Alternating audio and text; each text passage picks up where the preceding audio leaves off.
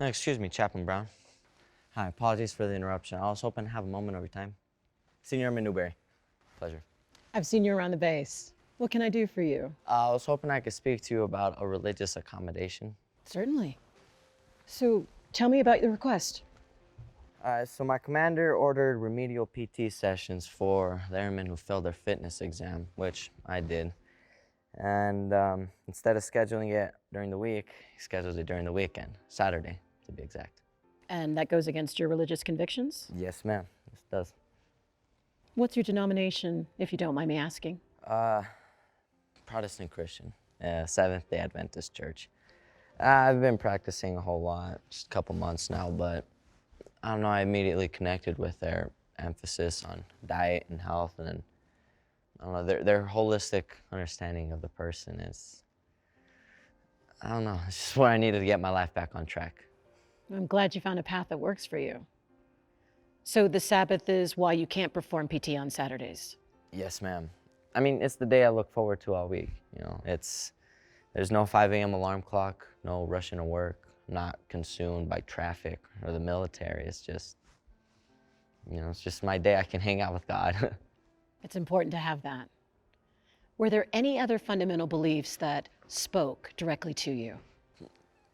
Well, like I said, I haven't been practicing that long. It's been, it's just been a couple months, and there's like 17 or 18 different beliefs, and there's like 6 different categories, and in all honesty, it's just a lot to remember when you're just starting off.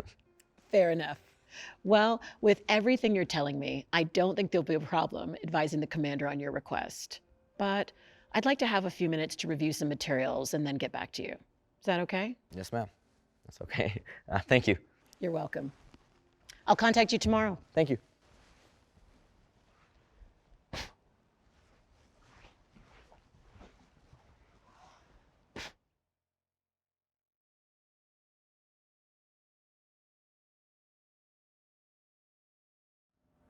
To be honest, I was skeptical. So after our interview, I did some research. He was wrong about the fundamental beliefs. It's 28, not 18. But based on everything else he said, his claim proved to be legitimate. You don't sound convinced. The last time an airman had a religious conflict, I was never skeptical or had reason to doubt the depth and sincerity of their beliefs and motivations to serve God and country. So I presented the request to the commander, and she approved the waiver. A few weeks later, it turned out the whole story was made up. You can imagine what that did to my credibility. I don't want that to happen with Colonel Smith. Did Smith approve the waiver? I don't know. He has 30 days to approve or deny it. What I do know is that the morale of his unit is plummeting, and the longer he takes to make that decision, the further it's gonna fall. Yes, Newberry approached me about his concerns, and being a religious person myself, I know what it's like. Personally, I don't wear my religion on my sleeve or let it get in the way of my duties, but that's just me. However, if someone's convictions are that strong, like not shaving your beard for Islamic faith, then we should accommodate, as long as it doesn't affect the mission or unit morale. So why would Newberry's convictions about not performing PT on a Saturday be any different? So are you approving the waiver? I'm a strong believer in the First Amendment, ma'am, so yes, his waiver will be approved. I can tell you that the unit is not going to agree with the decision. We all know Newberry is the last one to work, first one to leave type of guy. Now he's saying his religious rights are being infringed. It's just another way for him to buck the system. You don't believe he's devout in his faith? He's devout when it's convenient to him, when it's more convenient than mandatory PT. It's a fact. He's failed twice. And last time I heard he used some excuse about his knee hurting to get off on one of them. I told him he'd get paperwork if he missed this Saturday. But as you know, the little weasel went over my head. What I don't understand is that Colonel Smith, who I know for a fact is an avid churchgoer, is the one who ordered the session, yet Newberry gets to sit out and practice his faith.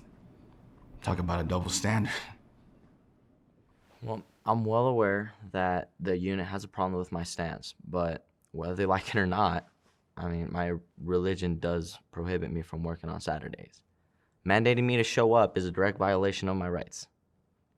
People say you're playing the system. What to get out of PT? I mean, okay, look, it's no secret that PT is my Achilles heel, but I'm putting in the work. I'm trying my hardest to get back in shape. And I'd say, given a fair shot, I could pass. Just don't schedule it on a day that interferes with my faith.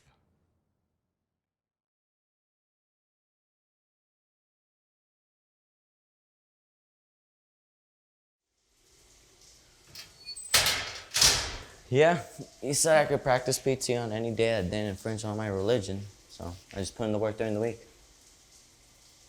So, the next time I don't want to do anything, I could just pull the whole religious conviction card? You might actually want to attend church before you take that leap. Yeah, probably interfere with football anyway. Gotta find a new way to game the system, right? Hey, don't knock it. It gave me 2 extra months to train. Might want to think about it. Whatever, man. You can go play ball with us or what? I don't know, man. I'm a little tired today. You should. Missed you last week. He didn't even miss me. First and foremost, I want to say freedom of religion remains one of our most cherished values, but also one of our most controversial of constitutional rights. So I don't take this situation lightly. Understood. Just tell us what happened next. I reported what I heard to Lieutenant Colonel Smith, and he immediately revoked Newberry's PT accommodation. Newberry ended up having to practice PT with the rest of us on Saturdays until it was our time to take the test. And did he pass? He failed. And since it was his third, he was honorably discharged from the United States Air Force.